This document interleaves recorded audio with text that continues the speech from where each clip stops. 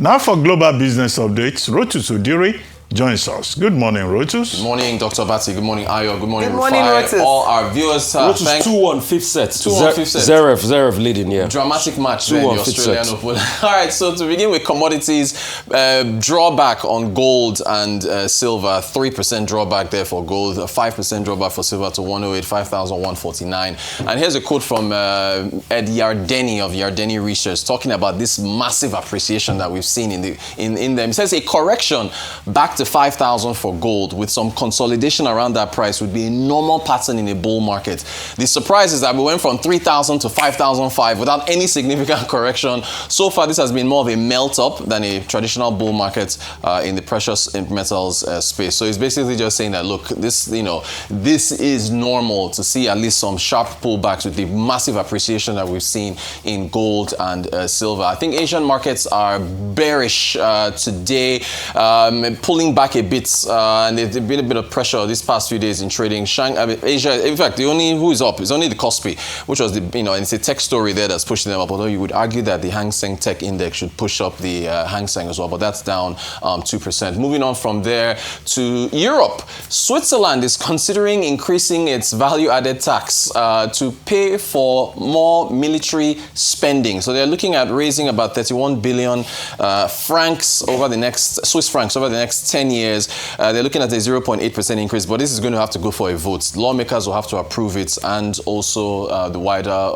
public as well. But with all you've seen with the spending going around the world for more defense, they're also jumping in there. To North America, Apple had a record-breaking quarter for the last 3 months of 2025. It says Q1 2026, but that's just because of the way their financial year is structured. Look at this, $143 billion in just 3 months. I mean, it is staggering.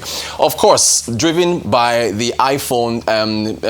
Tim Cook said that iPhone 17 demand was, I think he said it was staggering. That was his word. Look at that, 85 billion out of 143. So that's pretty much the bulk of their money came from iPhone. China was also a bright spot. They've been facing a lot of competition from Huawei and other manufacturers in China. But look at that, $25 billion, a 37% jump from the prior year. And then services, we should also forget Apple Pay, all these other things that they provide, $30 billion from that, 14% increase. And then net income coming in at $42 billion. Still, the stock only removed about 0.5%. There's been a lot of criticism on Apple, and particularly Tim Cook, with a lot of folks saying that they've fallen behind in the AI race with others. But then the other argument is that, look, Apple is primarily a hardware company. They're selling phones, watches, and stuff like that. And as long as they keep making money like this, they're good. However, what does the future hold? Because on the AI side, they've been making arrangements with Google to use Gemini to power Siri and things like that. But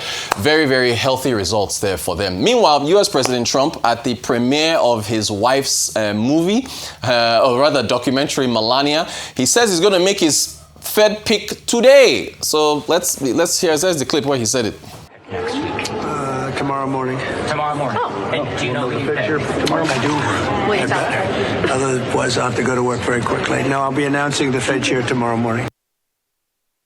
The premiere was yesterday, so when he says tomorrow morning, he's referring to it. By the way, just an aside, Amazon paid $40 million to acquire this documentary. We hear that Melania Trump pocketed $30 million, and they paid another 30-something million in order to market it. So that's about 70+ million on the documentary. But people are not watching. It's not watching. They say it's projected to make like 1 million. They say in Europe, you've only sold a couple of tickets. It's a flop. It's a flop already. And then they use a sexual offender, Rapna, to produce direct the documentary. Just the ecosystem is just... Can you imagine? The people that this guy is... And this was after spending $35 million on advertisements. People didn't still watch it. They say Amazon did it to curry favor. They are friends. You don't want any trouble. Just take this 30 million. All right. There's some ratings drama. Money laundry.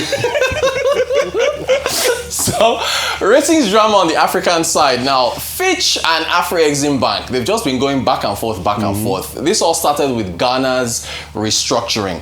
Fitch has, Afro-Exim Bank has argued that it is a multilateral institution that has preferred creditor status. So when there's a credit crisis, it's not supposed to be impacted. Fitch has said, well, your portfolio is mostly African nations that have high risk, and so therefore we think that there's some holes in that argument. So on the 23rd of January, Afrexim terminated their relationship with Fitch, saying that they don't understand, the status of the preferred credit status of the bank. Fitch then, a few days later, withdrew its assessment of Afrexim, also downgraded them to junk. And then, let's point this out.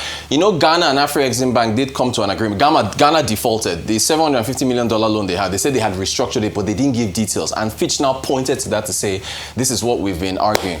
On the other side, S&P Global, the Africa Finance Corporation, they upgraded their rating, short-term, long-term, A-1, saying that the outlook for the corporation is positive. So that's a little bit of ratings. And then the Nigerian Stock Exchange rebounded yesterday. That's all we got for today for our Friday. Thank you very much, Brutus. Thank you. Not enough time.